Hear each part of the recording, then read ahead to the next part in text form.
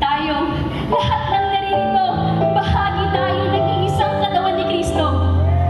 Iisa tayo. Pinasunod, pinagithaan ng mga halimbawa mula sa kanyang salita, tinuruan ng pananampalataya, pinadama ng pag-ibig niya. Kay gandang pagmasdan, lahat ay di pataasan. Gandang pagmasdan, lahat walang lamangan. Kay gandang pagmasdan, lahat ay nasa paanan. Kay gandang pagmasdan, lahat tayo ay iisang paroroonan. Iisa tayo, ng layunin ng adhikain ng misyon, ng bukasyon, ipaalam sa lahat ng magda, na si Jesus ay namatay at muling nabuhay. Bumaba ang kanyang pagbaba dito sa lupa, mula sa trono ng kalwalhatian niya, bitbit niya ang pag-ibig, ang pag-asa sa lahat ng nawalan, sa lahat na ang tingin sa sarili ay kakulangan. Ang kanyang pagbaba dito sa lupa, bitbit niya ay para sa kaluluwa, bitbit niya ang espasyong walang paghuhusga.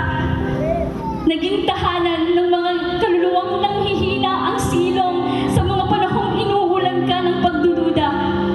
Pag-ibig niya ay pinangalandakan, simulan sa ating kasarilan, patungo sa iba pa nating kapatiran, hanggang mabatid ng lahat, hayaang magsiwala. Gamitin ang pag-ibig at puso't ipinakita. Sakupin ang walang kalam ng karamihan, hawakan ang mga bulag sa katotohanan, akayin palapit sa kandungan ng amang nasa kaliwatihan. Handang ihakapin ang sino man. Tinawag, pinili ni Kristo. Isang pananampalataya, isang pagsamba Para sa isang Diyos na pinakadakila. sa isip, salita at gawa. Nais niya tayo'y magkaisa. Nais niya tayo'y hindi mag-iba.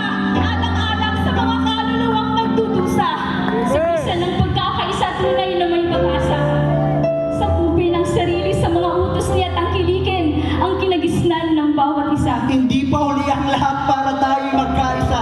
Tanggapin natin ang mithiin ng mahiligha nang sa kanyang pagdating tayo ay iisa. Para sa mga kaluluwang nawawala, para sa mga kailangan ng kalinga, Tayo ay magsama-sama, tanggalin ang mga bitbit na problema, panalangin ang bawat isa. ipagaganap ang mabuting balita na lubusang kasama ang sanlibutan na kanyang unang pinagsilbihan. Kaya, sa gitna ng ating pagkakaiba-iba, sa pinagmulan